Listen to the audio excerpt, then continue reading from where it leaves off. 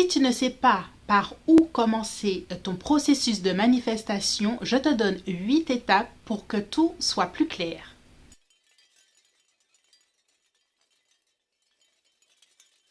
Sur les réseaux, il y a de tout. On te dit d'affirmer, on te dit de reprogrammer, on te parle de la loi de manifestation, la loi d'attraction, la loi d'assomption. On te parle de beaucoup de choses et tout peut être en vrac dans ton esprit et tu ne sais pas par où commencer ton processus de manifestation consciente. Tu as envie de commencer à manifester certaines choses dans ta vie, mais tu ne sais pas par où commencer. Je vais te donner 8 étapes pour manifester consciemment. Alors, première étape, savoir définir ce que tu veux. Ici, on pose la loi de l'intention. J'ai l'intention de, je veux, je désire, j'ai une vision, je me vois en train de faire ça, je veux arriver à ça. Tu poses ici la première étape de la manifestation consciente. Alors pour ça, il faut que tu sois clair, par contre, sur ce que tu veux. C'est quelque chose de personnel, tu dois le faire pour toi et tu dois être clair et dire vraiment ce dont tu as envie. Te dire à toi-même vraiment ce dont tu as envie et garder ça en tête. C'est ton point de départ, c'est ta vision de départ pour commencer ton processus de manifestation consciente. Ça peut être quelque chose de simple, je veux acheter une nouvelle voiture. Ou plutôt, je veux une nouvelle voiture. Tu te vois même dans ta nouvelle voiture. Point de départ. Deuxième étape de notre processus de manifestation consciente, il faut que tu observes tes croyances limitantes. Alors pour ça, pour observer ces croyances, tu peux écrire, prendre le temps d'écrire tout ce qui te vient qui est contraire à ton désir, qui limite par exemple ton désir. Ah, je n'ai pas d'argent. Ah, je ne sais pas où est-ce que je vais trouver les fonds. Ah, il faut une assurance pour cette voiture et je ne sais pas comment faire. Ah, je ne sais pas conduire. Bon, alors là, mais il faut quand même... Tu sais pas conduire, bon, il faut quand même commencer par le début, prends ton permis avant de vouloir la voiture, mais bon, bref. Ici, observer ces croyances limitantes, c'est pouvoir lister, écrire, toutes ces croyances qui te disent que tu ne peux pas avoir ce que tu veux. Troisième étape, travail de l'ombre. Alors, c'est quelque chose, en anglais, on l'appelle le shadow work. On l'appelle toutes ces parties de soi, puisque nous sommes des personnes multiples. On a la partie consciente de nous-mêmes. On a aussi la partie du subconscient qui ramène aussi à l'enfance, à l'enfant intérieur, à l'adolescence, à différentes parties de soi-même. Il peut y avoir, par rapport à notre exemple de la voiture, la partie de toi qui a peur de dépenser. On appelle ça les archétypes, les différents personnages que l'on a. Et ça, c'est le travail de l'ombre. Je propose un travail sur nos parts d'ombre à travers un tarot, des tirages personnalisés alchimiques où on travaille les parts conscientes de nous-mêmes et les parts inconscientes de nous-mêmes quand on essaye de manifester quelque chose. Tu pourras trouver en description. Alors, troisième étape, comme je t'ai dit, on travaille et on commence à aller dans les parts d'ombre de nous-mêmes pour continuer la manifestation consciente. Maintenant que l'on sait ce que l'on veut, qu'on connaît nos croyances limitantes, qu'on sait quel personnage ça engendre dans notre subconscient, ce qui nous limite, toute cette partie-là est très intéressante. C'est le travail alchimique spirituel que je propose sur cette chaîne. Maintenant que l'on sait tout ça, on va pouvoir, en fonction de nos limites, reprogrammer le cerveau pour que notre subconscient puisse voir autre chose et puisse croire qu'il peut arriver à avoir ce qu'il veut, notre vision de départ. Alors pour reprogrammer le cerveau, on a besoin d'émotions. de ressentir.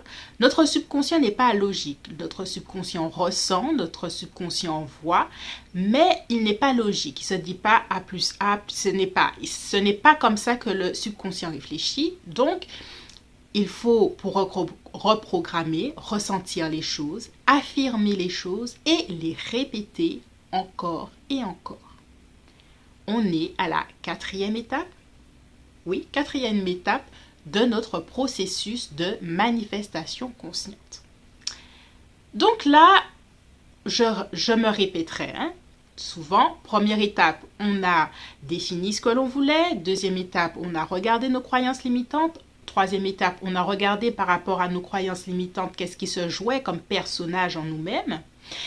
Quatrième étape, on a commencé à reprogrammer, donc notre cerveau, notre subconscient est plus apte à nous apporter ce que l'on veut et nous faire énergétiquement arriver à ce que l'on veut. Il est temps de nous aligner énergétiquement à ce que l'on veut. C'est la loi de l'Assomption. Cette loi nous dit que si tu agis comme si tu avais cette chose, c'est comme si tu l'avais déjà. C'est-à-dire que tu fais entrer un nouveau personnage dans ta vie, celui ou celle qui a la chose. Ça veut dire quoi? Ça veut dire que, par exemple pour ta voiture, tu peux aller chez le concessionnaire et regarder la voiture que tu rêves. Tu peux la regarder et te dire, c'est ma voiture. Tu peux t'imaginer, visualiser avec cette voiture. Tu peux même, si tu as beaucoup de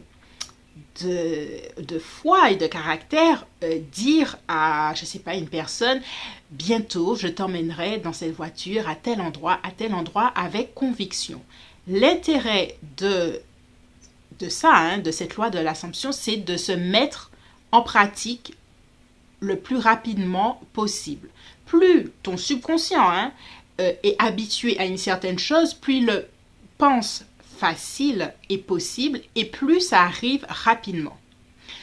On est à la 5e étape, s'aligner à sa vision. Comment on peut s'aligner à sa vision à la 5e étape? C'est parce qu'on est allé regarder nos croyances limitantes. C'est parce qu'on est allé voir quel personnage qui se joue et qu'on a commencé à reprogrammer notre cerveau. Maintenant, on peut s'aligner énergétiquement à la vision parce qu'il n'y a pas ces parts de nous-mêmes qui pourraient nous freiner, je les appelle aussi les forces contraires, qui pourraient nous freiner, qui pourraient nous mettre dans le doute. On les connaît, on les a identifiés et on peut aller plus loin dans notre processus de manifestation consciente. Donc ici, c'est la 5e étape. 6e étape, il faut agir.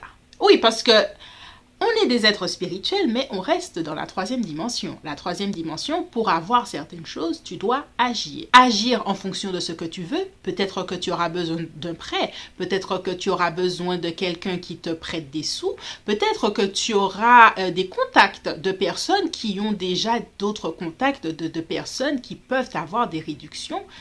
Agir d'une façon ou d'une autre vers ta vision. Tu sais que tu peux l'avoir, tu t'es aligné à ta vision, tu agis comme si tu l'avais déjà et tu vas chercher les informations, les actions, le réseau, les contacts qui te permettront de recevoir ce que tu souhaites.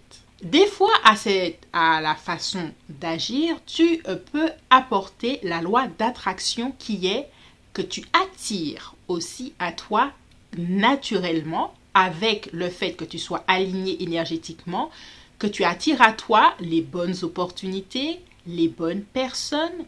En fait, agir ou recevoir au niveau de la loi de manifestation dépendra de qui tu es. Si tu es quelqu'un qui manifeste ou si tu es quelqu'un qui attire. Mais ça, ce sera une autre vidéo. 7e étape, la loi de détachement. Ici, avec cette loi, il est temps de te poser, de te reposer, d'avoir la foi et de croire que tout arrive à toi après tes actions, après ta possibilité, ton ouverture à recevoir ce que tu veux. Tout arrive à toi au bon moment.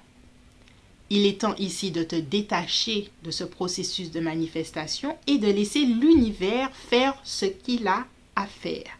8e étape et dernière étape, c'est de recevoir tes bénédictions, de recevoir ta manifestation. Ici, on a fait 8 étapes pour manifester consciemment. Si tu as toujours essayé de manifester, que tu as commencé par affirmer, après tu as essayé loi de manifestation, tu as essayé loi de l'assomption, tu as essayé des choses, c'est bien. Si tu as réussi, c'est encore mieux. Mais sache que si tu n'as pas réussi, c'est que peut-être qu'il y a des étapes que tu as manquées. Le plus souvent, les étapes que l'on manque, parce que ce sont les plus difficiles, c'est de regarder et d'observer ces croyances limitantes, le travail du subconscient et reprogrammation.